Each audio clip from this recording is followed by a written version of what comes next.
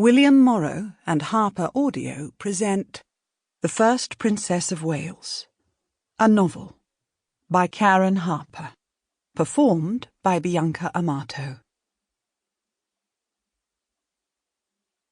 Part 1. Go, heart, hurt with adversity, and let my lover thy wounds see, and then say this, as I say thee, farewell, my joy, and welcome pain, till I see my love again. Chapter 1. On that rare and jewelled day, the great adventure of her life began. The lush blossoms and tender crops of fertile Kent gilded the May morning breeze with their mingled aromas, and nightingale songs floated from the nearby forest depths, unutterably sweet. Her beloved home, the large stone-walled house, known in the English shire of Kent as Liddell Manor, reflected its grey stones and windows, beams and brick chimneys in the encircling moat, but beyond the gardens and orchards, the great Kent road to London beckoned eternally outward. At first, in early dawn, it seemed no one stirred, but soon enough the slender blonde girl knew they would all be upon her. Then she would go away to whatever lay out there, and this gentle haven of peace and freedom would be hers no more.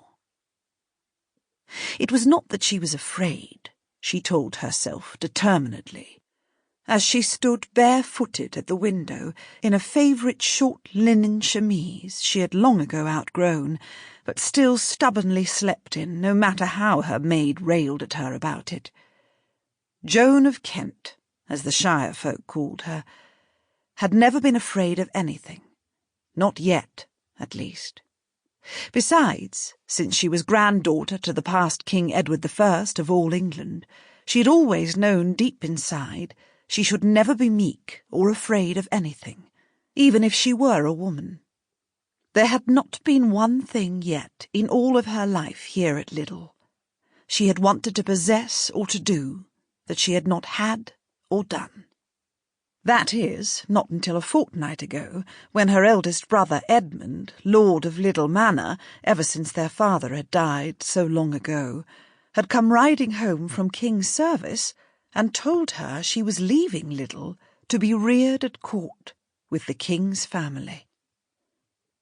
Though the sun did not touch her recessed window yet, she pushed the casement open farther and leaned out on her elbows. Her flat stomach scraped a bit on the thick stone ledge, and her bare feet swung free of the thin braided carpet on the floor of her little chamber, but this position gave her the full view of the fish pond and walled herb gardens below, as she wanted. Aye, the servants had just finished gathering breakfast from the well-stocked fish pond, and speckled bream or spike-nosed pike would soon enough fill the bellies of the travellers before they all set out for London. Poor silly fish, Joan murmured aloud, as she wriggled back inside and her feet touched the floor. Saints, you do not have one bit more say in where you're headed than I do. It is out of a quiet pool and into a seething pot for all of us, I warrant. The scolding voice behind her was crisp and shrill, but so familiar in its rich Scottish burr that Joan did not even flinch.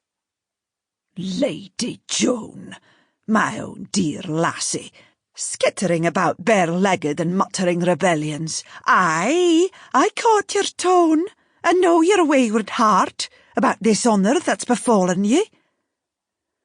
Joan just rolled her eyes at the wiry, lively old woman, Marta, who had been so many things to her for as long as she could remember, nursemaid, companion, tale-teller, play-friend, almost a mother even, since her own lady mother so seldom came out of her room.